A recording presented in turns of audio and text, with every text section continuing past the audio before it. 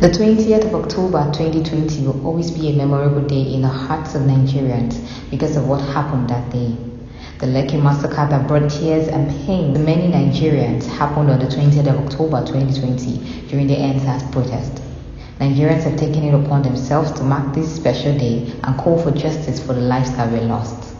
Although the government has revealed that there was no shooting as various reports have surfaced, but many still maintain that people died, hence the protest.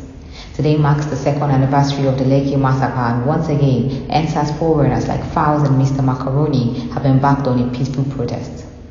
Following the protest, the police stormed the venue and threw tear gas to disperse protesters who were trying to be lawless, according to the PRO of police, SP Benjamin Hundeyin. Many protesters, onlookers and journalists took to the hills as the tear gas saturated the air.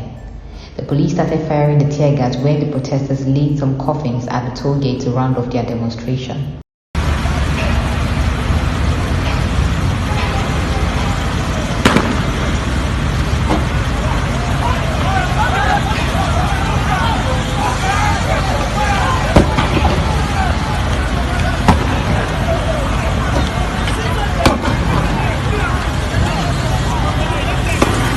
Oga, go.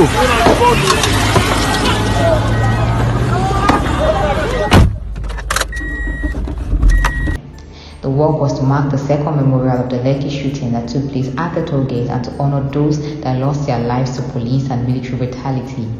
Who do you think is telling the truth?